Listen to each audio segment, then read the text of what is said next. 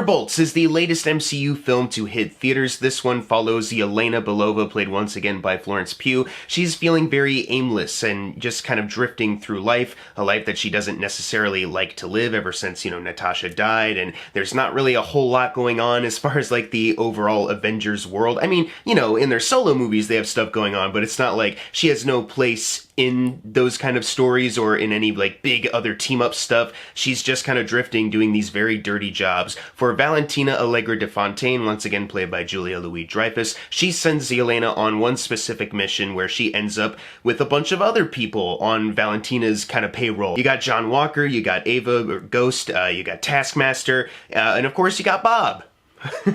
Bob, played by Louis Pullman, and they all are kind of realizing, oh, this is a huge setup, oh no, what have we done? And now they are trying to join forces to try to get out of the situation they're in and stick it to Valentina. I think I talked about this a little bit more in my Captain America Brave New World review. I'm taking the MCU kind of one film at a time. If the movie is good, great. I'm not trying to think of, like, the larger implications or, thinking about the future or trying to dwell on, well, they haven't been doing as good as, blah, blah, blah. I just take it movie by movie. And I think I mentioned also in that Brave New World review that I was also really in particular looking forward to this one. It seemed like they were going with some story elements that seemed right up my alley, and I liked the promise of the promotional stuff. Obviously, yeah, the MCU didn't get off to a great start this year, in my opinion. Speaking of Brave New World, I've mentioned it twice now. Yeah, I did not care for that one. It was kind of plagued with, like, the news of, like, these reshoot rumors. How extensive were they? And then seeing the final product, it's like, yeah, it definitely feels like something was stitched together and it doesn't look great. But, I didn't hear anything about the Thunderbolts production as far as, like, oh, it's in shambles, it's in ruins, anything like that. It's like, it seems like they just came in, made their movie, and then are now releasing their movie. You know what I mean? And I felt like, that can only bode well for the film, in my opinion. I just feel like that has to bode well. The fact that this has a lot of what seems to be my favorite aspects of, like, some other blockbuster movies, I feel like this has to be good. And yeah, I had a really good time with this movie. I just wanted to get this out of the way too. For a movie that, it's $180 million production budget, allegedly. And I know that's not, like, small, but compared to some of the other budgets that, not even just, the MCU, some other blockbusters have been hitting, it definitely feels a lot smaller, but it just feels great to be watching one of these bigger budgeted films, and we have characters that kind of operate in this, like, shadowy, dark side, more grounded, down to earth. And the film feels also very tangible and practical. There's not any shots in this movie where I was like, ooh, visual effects look off there. I feel like that's something that's pretty common with a lot of MCU films, is that even if for the most part it looks good, there's, like, a couple shots here and there where I'm like, okay, that actor is in front of a green screen and it's not a great blend. It's definitely become a lot more common in recent years, especially with some movies trying to incorporate the volume. I'm looking at you, Thor: Love and Thunder. But this one, there is no point where I'm like, oh, that looks, horribly distracting visually, The few visual effects that they have in here, or at least, like, the obvious visual effects that they have here, look fantastic. There's some really great visual creativity with some of the stuff that they have, whether it's just the look of something or how they incorporate it into some of the action sequences. Just a lot of really great design work. But even in just, like, the action sequences where it's just characters punching each other or shooting, like when the characters first meet up, like I was saying before, you've probably seen it in the marketing, when they have, like, a little brief scuffle with each other, there's just so many, like, great, like, uses of their skills and capturing that on camera. It's just a lot of fun, It doesn't feel like someone is coming in and they're like, okay, somebody else do this, or I don't know how to do this, so I'm just gonna, like, keep the camera wide and just, like, kind of capture stuff. It doesn't feel like a director for hire. It feels like the team came in, they worked with some really talented people to create some memorable and just very fun to look at action sequences that rely a lot on some practical effects work, practical stunt work. Obviously, the Florence Pugh, jumping off the building thing has been reported to death, but yeah, that shit is dope as fuck. Like, that is really cool that they did that. Like, that should be stressed. Absolutely. The fact that any actor got away with doing that in the MCU instead of just, well, put it on a green screen and then we'll do it. I saw a tweet where someone was like, I bet that one shot in Black Widow when she's in front of the green screen and something blows up in front of her, that image has like haunted her, so she wanted to do something similar for real. And you know what, if that is the case, hats off to you, Florence Pugh, for pushing it, and just for the entire creative team for embracing it. You know, they have crafted, it feels like they've crafted something, and that's really cool. And I don't want to paint the picture of like any movie with a lot of visual effects isn't like a real film. That's obviously not what I'm saying, but it's just, you know, in recent years, it's just kind of washed over me where I'm like, yeah, there's probably going to be some shots where some visual effects animators didn't have enough time, they were crunched, and, you know, now it's not going to look as good. And now I'm watching another big budget movie, and I literally can't even think of one VFX shot where I was like, that looks awful, you know? It's just a really technically well-made film. You also have a fantastic score by Sun Lux, worked on Everything Everywhere All at Once. Obviously, they pointed that out in the A24 trailer that they did, the joke trailer that they did. Kind of funny they did that. But it is also just a really fantastic score. I love, you know, the different kind of sound that they're playing with, but how they also took some familiar sounding cues and kind of, I don't know how to describe it, like warped it or just altered it just a little bit to give a brand new feeling. But, you know, for the sake of where the narrative does go, it, you know, still kind of keeps itself in those roots a little bit, which makes sense. I really dug it, you know, a lot of technical aspects I really enjoyed about this film. Like, it's a movie that, I know it's not like the flashiest, most colorful film around, but it is a movie that looks like specifically color graded. It doesn't just look gray. There's like an emphasis of like shadows in a lot of shots and like playing around in like this murky darkness, you know. It doesn't feel like they just, you know, film stuff and they kept the raw footage, you know, as is what I'm saying. Like, at the very least, even if it's not your cup of tea visually, if you wanted more flashier color, I think at the very least you have to acknowledge it doesn't look like that raw footage, just gray, concrete look that some of the MCU films, maybe more specifically the Russo Bros ones, not even, you know, all of the scenes in those movies, just certain key conversation bits have, you know. I like that it looks like, once again, that they were crafting something, that they were inspired to actually make something. I know that was a quote that Jake Schreier said, the only thing Kevin Feige told them was, you know, make it different, just, you know, go off and do your thing. That was probably the best thing they could have had. The fact that they didn't have really any pressure on them, which is, you know, kind of crazy, since there is like a larger implication for like where the MCU is going to go after this, you know, tying into the big two-parter event. But it really does feel like their attention, the like bigger Marvel heads, Kevin Feige, their attention was mostly prioritized, you know, maybe elsewhere, maybe Fantastic Four, a little bit of the reshoots for Brave New World. It does feel like this team was just kind of left to their own devices with a few guidelines, and I feel like they've crafted something really special just on a technical level. But if we can get into like the actual narrative now, they have crafted a movie that is actually like specifically about something. I feel like there's been quite a few times where, you know, a movie will try to like promote itself as like, we're about something, you know, we're about something important, but then you watch the movie and it's like, the thing that they are promoting is like only like in a throwaway line, or it's like not really a focus of the movie. It's in like one or two scenes. It doesn't feel like it's a part of the narrative.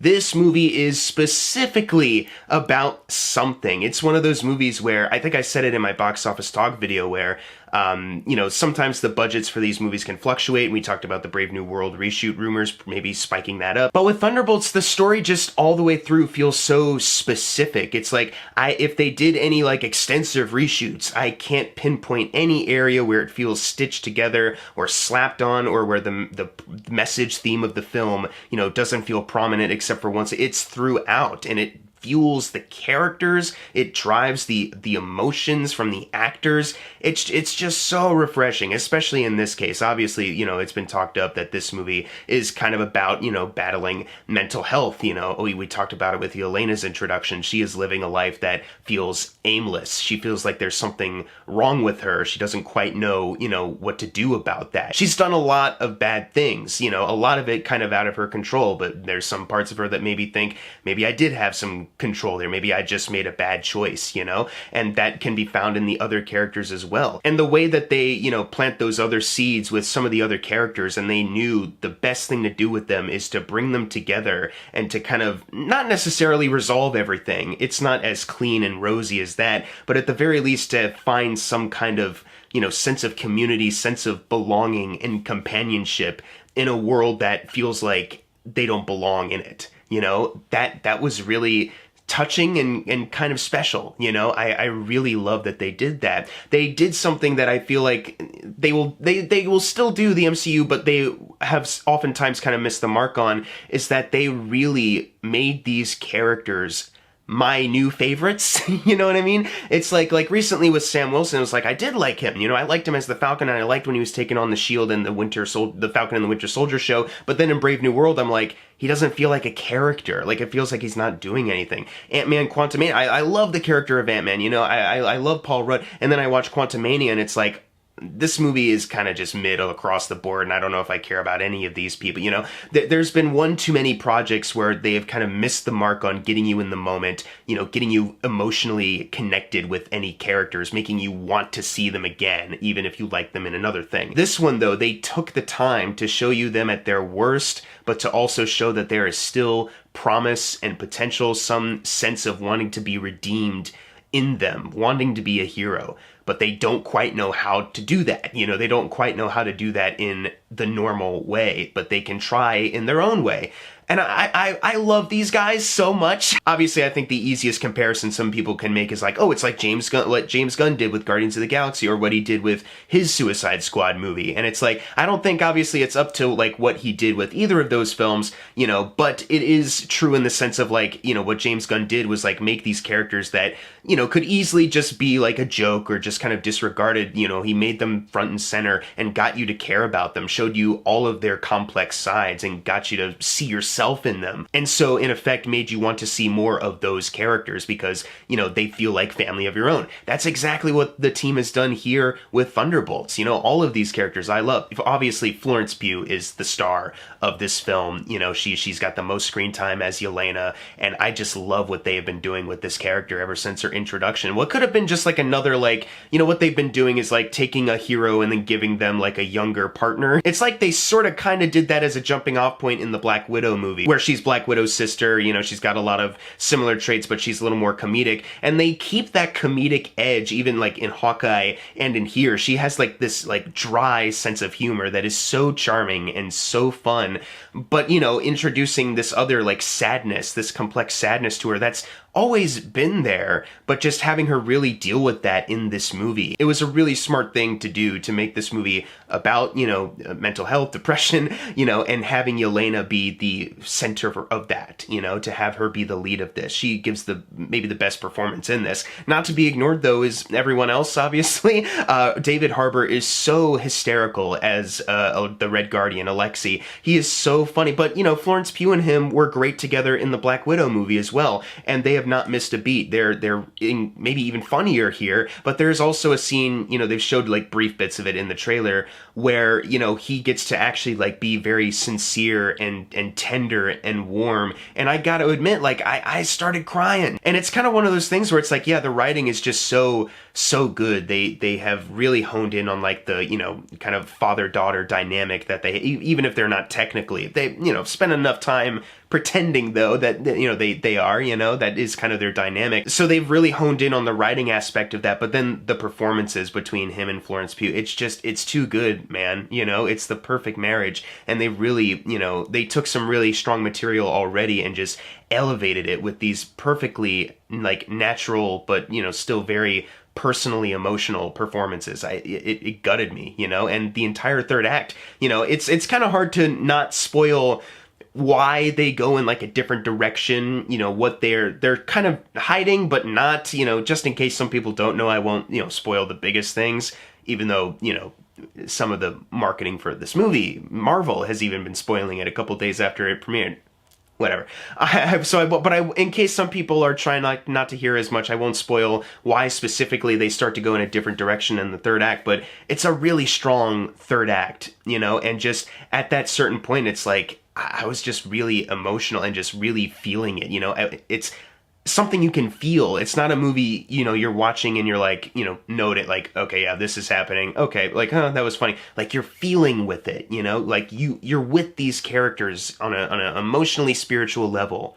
and it was just, it was really satisfying, and I really enjoyed that aspect of it. Not to be ignored in this big ensemble, Louis Pullman as Bob, you know, he's got a couple, like, really funny moments, but, you know, he's got more going on to the character, obviously. You know, he's in that vault for a reason, you know, when, with the other characters meeting up, and he's really good in this, though. I look forward to seeing how they utilize him going forward. You know, he's already been confirmed to be back in Doomsday, so I'm looking forward to see how they work that stuff in. I love that Ghost is back. We haven't seen Ghost since Ant-Man and the Wasp, and I love that, like, in her first couple minutes of screen time, they allow her to do something that honestly, I was kind of shocked that they let one of, like, these characters, your lead characters, do, because it definitely seems like something an exec would be like, are you sure we want to do that? But they let her do it, and I kind of love the moral ambiguity, the kind of, you know, shoving down emotionally that kind of happens after that. And speaking of things not necessarily getting, like, rosy resolved, we can talk about John Walker, who, by the way, Wyatt Russell killing it as this role once again. He was great in the Falcon and the Winter Soldier show,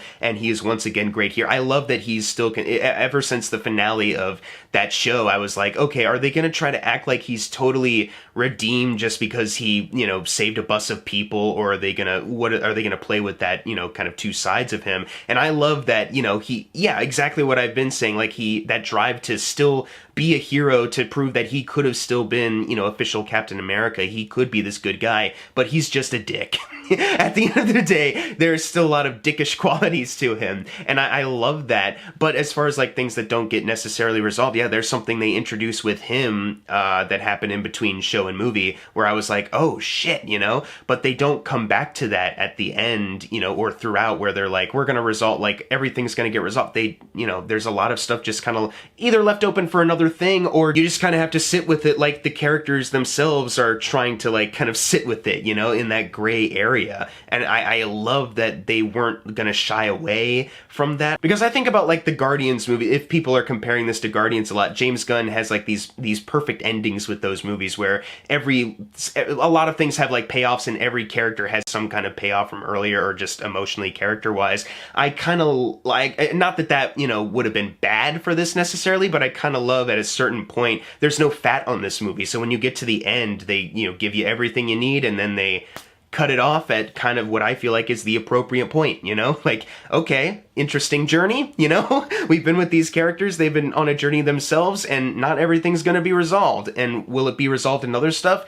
Kind of don't know, but it kind of fits with who these people are. I do have a couple issues with this movie, though. I will mention, you know, at the start of this, there's a couple things, you know, they're jumping right into the action, but there's still a couple things as far as, like, the world, as far as, like, what characters have been doing, that, not that it's necessarily bad, you get the gist of it and it keeps moving along, but there's just a couple, like, oh, I wish we could see that a bit more, you know, instead of kind of going, like, okay, the Bucky as a congressman thing, I'm still not over.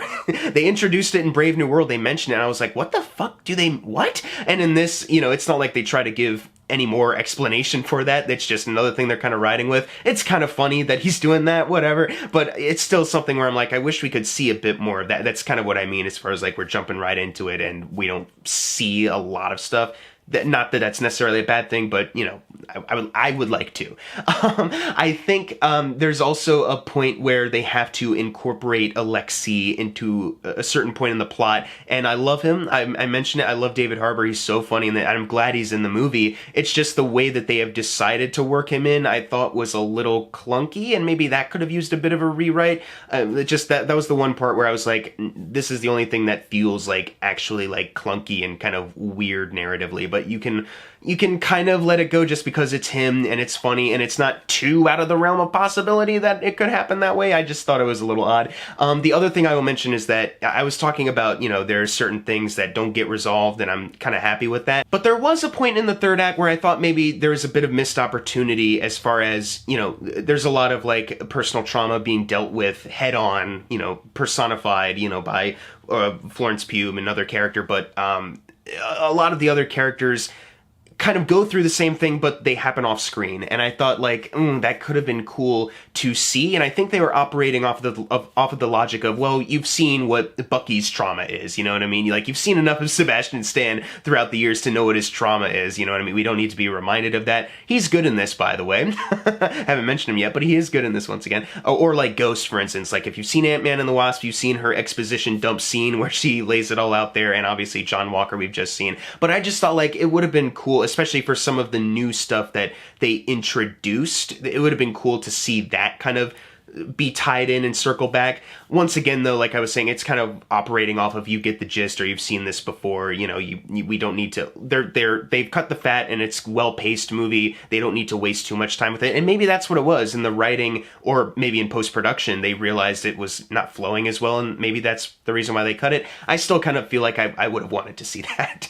But still, that's kind of it as far as my issues. You know, it's not like the second coming of MCU Christ. I feel like I've seen a lot of people say that, and I can't quite get there personally, but I mean, I get it as far as like, yeah, these characters just feel so human and real. Like, you can actually like really relate to them. It's been a while, I think, since the MCU has offered up these like truly relatable, down to earth and like emotional characters where you like actually get connected and invested with them. Not just, oh, they're fun, or, you know, yeah, that was kind of funny. Like, they feel real, you know, and they feel like you could actually like meet them and like hang out with them. I'm gonna give Thunderbolts a B+. I really enjoyed this. I'm looking forward to seeing these characters again, whether it's just the 2 new Avengers movies or if they come back for more like sequels. I would love to see, you know, these characters keep teaming up and see if they get other, you know, MCU characters, MCU losers to come be with them, because I just think that would be cool. I love what they did here. Keep Jake Schreier around, and the 2 writer Eric Pearson has done some other